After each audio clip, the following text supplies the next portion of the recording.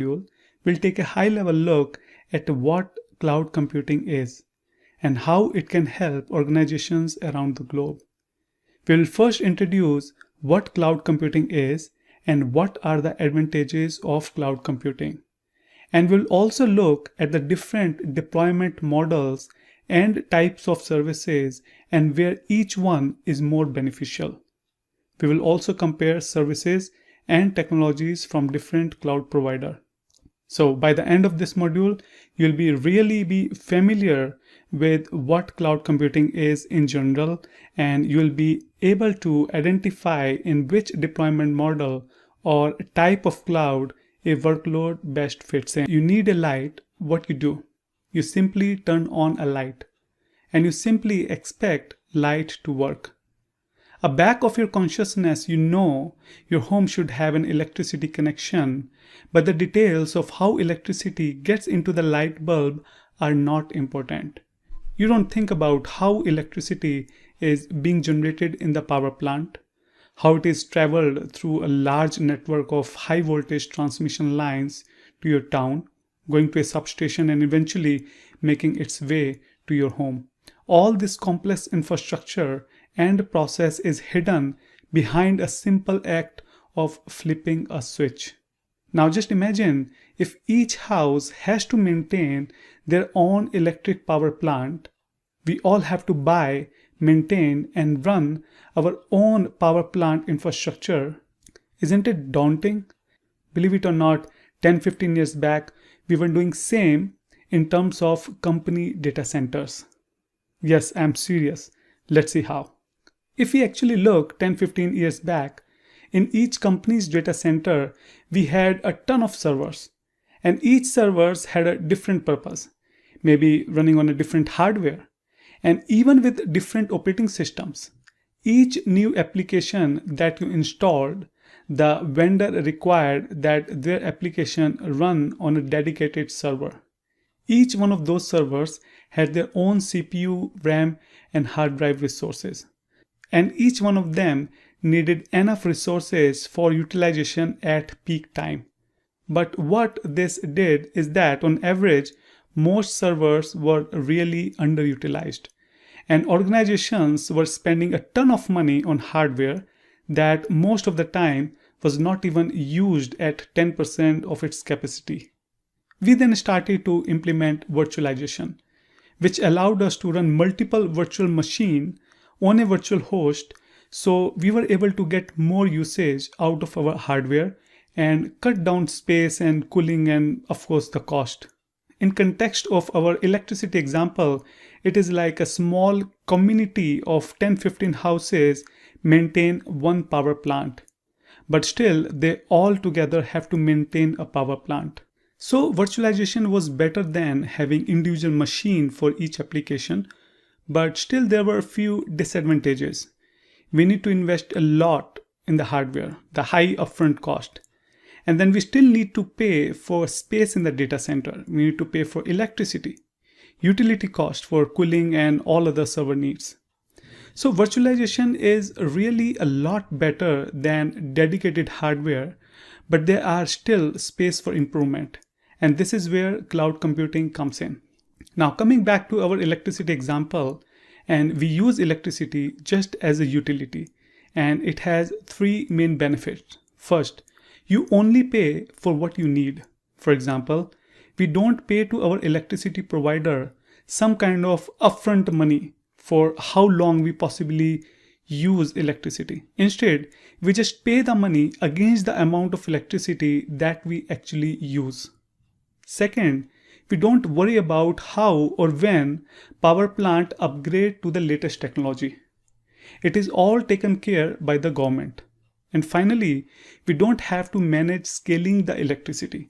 For example, people may move in or out of the town, or tomorrow maybe your friends, your family, your relatives can come into the town, and it is electricity department responsibility to make sure that they generate and provide enough electricity for everyone. And all we are assured that our lights will stay on. Now, companies were looking for exactly similar solution for their data center and other infrastructure. Companies were looking for some solution where they can use compute and data storage in somebody else's data center so that they don't have to manage hardware or they don't have to do the maintenance. Companies were looking for some solution where they can easily expand their data storage, computation power, and other kind of scale which they need without having to invest capital in hardware. And companies were looking for some solution where they will pay only what they use. And this empowers the small companies to try different ideas and pay only what they use. Luckily, there's a solution to all these problems, and that is cloud computing. In the cloud computing, the word cloud is used as a metaphor for the internet. So the phrase cloud computing means a type of internet-based computing.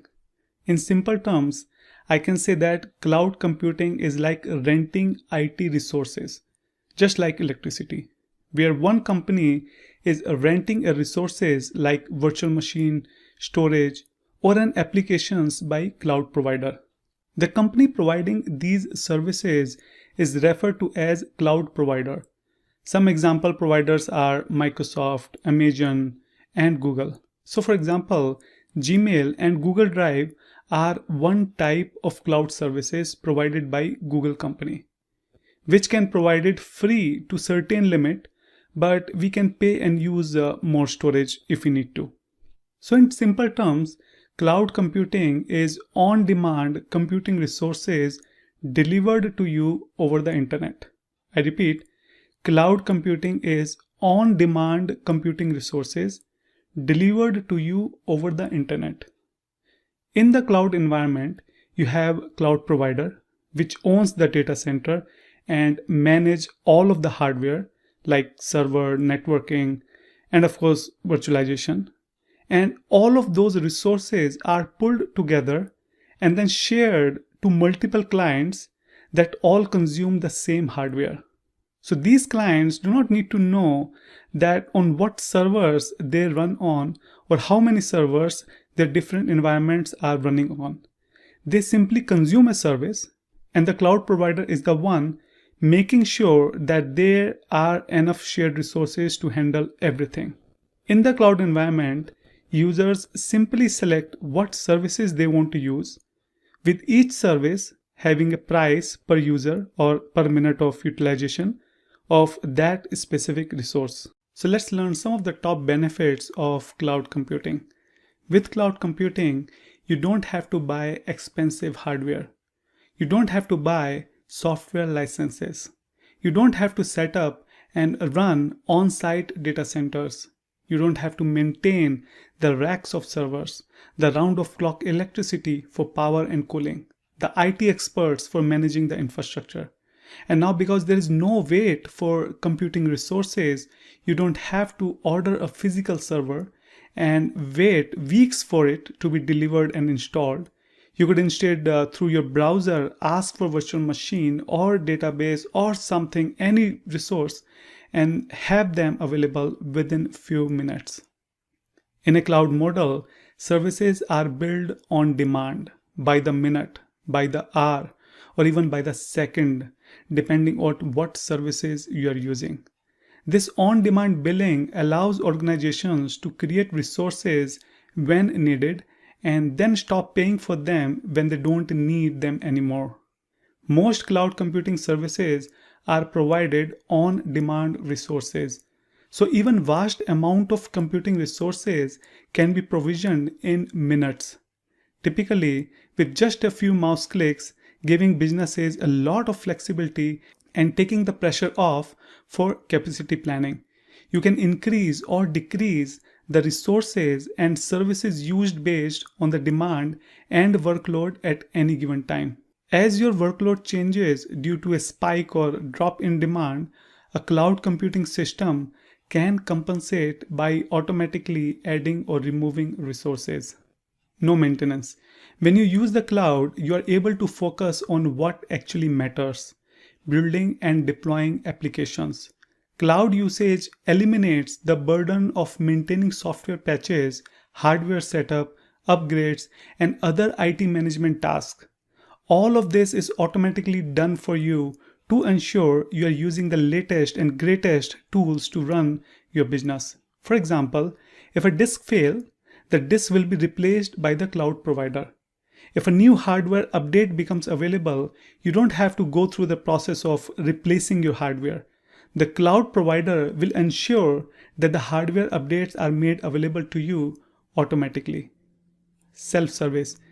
And then the cloud is self-service, meaning there's a reduced need for IT experts. So let's say that I need a brand new web server and I'm going to run it in the cloud. Now I don't have to go to talk to my IT manager.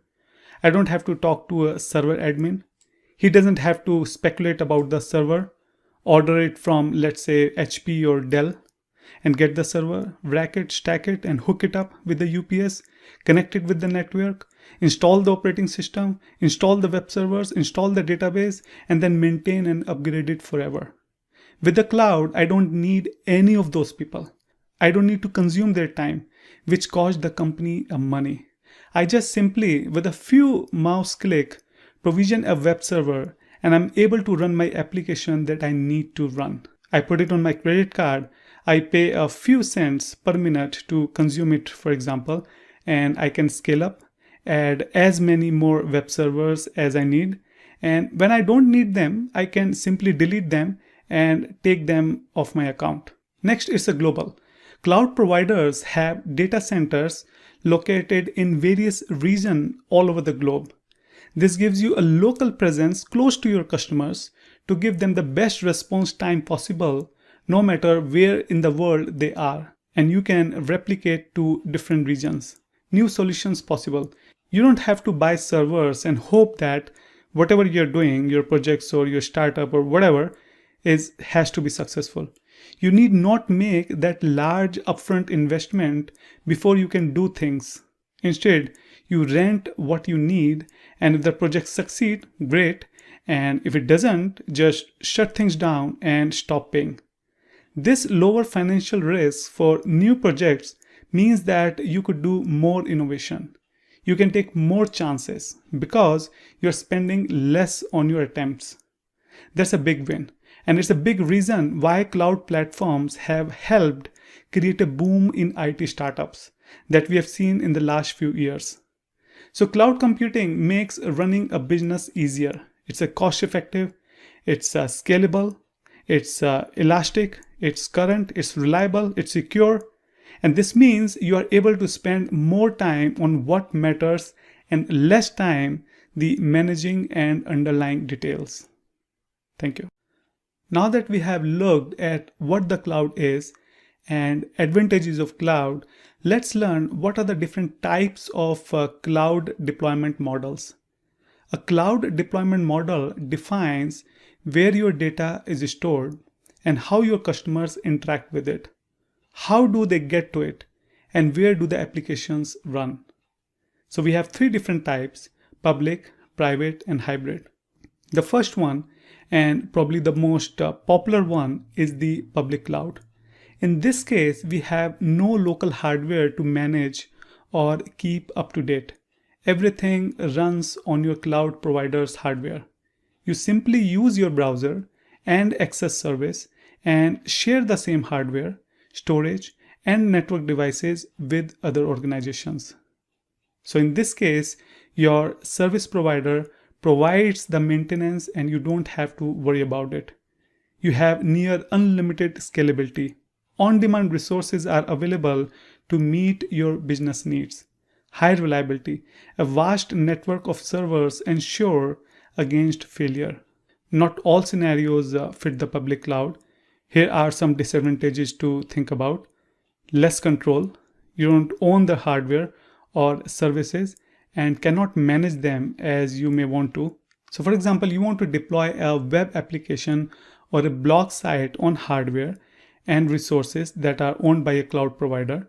Using a public cloud in this scenario allows cloud users to get their website or blog up quickly and then focus on maintaining the site without having to worry about the purchasing or managing or maintaining the hardware on which it runs.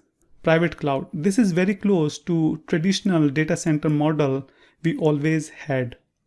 In a private cloud, you create a cloud environment in your own data center and provide self-service access to compute resources to users in your organization. This offers a simulation of a public cloud to your user, but you remain completely responsible for the purchase and maintenance of the hardware and software services you provide. This approach has several advantages. First of all, there is no legal obligation. You can ensure the configuration can support any scenario or legal requirements. You are in complete control. You have control and responsibility over the security. Private clouds can meet a strict security compliance. And some of the reasons team move away from the private cloud are infrastructure cost. You have some initial setup cost and must purchase the hardware for setup and maintenance, difficult to scalable, and owning the equipments limit the agility. To scale, you must buy, install, and set up new hardware. IT skills. Private cloud requires IT skills and expertise that's hard to come by. A use case scenario for a private cloud would be when an organization has data that cannot be put into the public cloud, perhaps for legal reasons. An example scenario may be where the government policy requires specific data to be kept in country or privately. A private cloud can provide cloud functionality to external customers as well, or to specific internal departments such as accounting or human resources. Next up, we have the hybrid cloud, which is the combination of both the public and the private cloud, with automation and orchestration between the two. Hybrid cloud allowing you to run your applications in the most appropriate location. For example, you could host a website in the public cloud and link it to highly secure database hosted in your private cloud or in on-premises data center. So some of the advantages of a hybrid cloud are you can use your own equipment to meet security, compliance, or legal scenarios where you need to completely control the environment. And some concerns you'll need to watch out for are it can be more expensive than selecting one deployment model since it involves some upfront cost, and it can be more complicated to set up and manage. This is useful when you have some things that cannot be put in the cloud, maybe for legal reason. For example, you may have some specific pieces of data that cannot be exposed publicly, which needs to be held in your private data center. Another example is one or more applications that run on old hardware that can't be updated. In this case, you can keep the old systems running locally and connected to the public cloud for authorization or storage. Now that we have looked at the types of deployment models, there are also different types of computing services. The three main ones are infrastructure as a service or IaaS, platform as a service or PaaS, and software as a service or SaaS. Let's take a look at what the differences are. What really differs between the deployment models is how much you manage versus how much vendor manages. Let's understand this with an example. Let's compare the difference between our own car, rental or leased car, taxi, and bus. This is exactly the difference between IaaS, PaaS, and SaaS. Traditionally, on-premises is likable to owning your own car. You manage everything from top to toe, from registering for the car, for maintenance, for upgrades, everything. IaaS is similar to renting a car. When you rent a car, you choose what to do with it. However, the car does not belong to you. And if you feel like an upgrade or change the car, you can do so very easily. PaaS is like taking a taxi or Uber drive. You don't drive the vehicle yourself, but you still need to navigate and instruct the driver what to do. SaaS is like taking a bus. Buses have assigned routes, and all you have to do is just hop into it and just take a ride, knowing that you will reach your final destination because the driver knows what to do. Now let's have a contrast of this with cloud services. Let's start with on-premises, where it's pretty easy. You are the one that manages everything from storage to the data center to networking or virtualization and application, everything. And then we have infrastructure as a service, which is the most flexible category of cloud services. This is really where you get provided the bare infrastructure you need to create your own computing environment. Instead of buying hardware with IaaS, you rent the hardware. Think about virtual machine, hard drive storage space, networking and IP addresses, and those sort of things. So you can build an environment similar to what you have maybe built on your own data center or with the hosting provider. It aims to give you complete control over the hardware. It is like leasing a car or renting a car. The car, you have the complete control on the car, but still you don't own the car.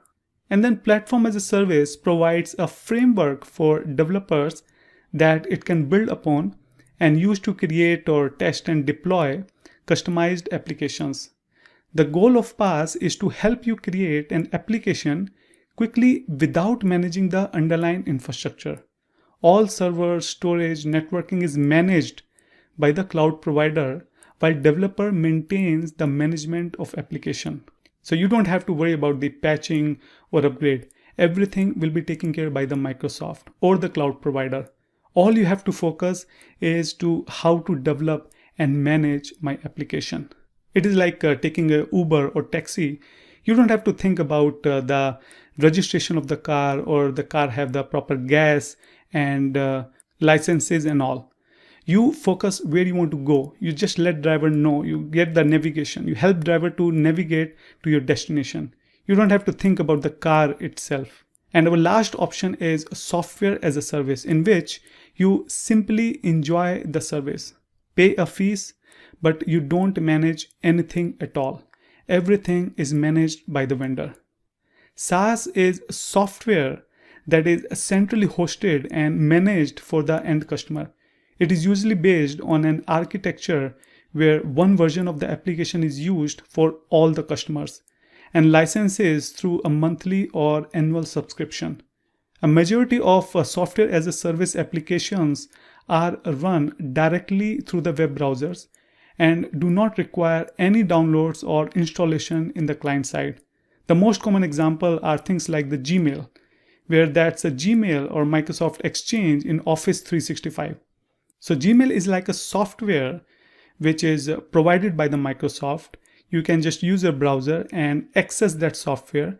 You cannot change it.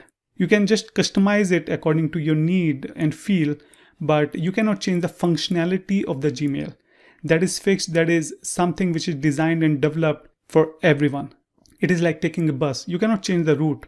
You can just get into the bus, pay for the ticket, and wherever bus is going, you can just go there. It may be close to your office. It may be a little far to your office, but you cannot change the route of the bus.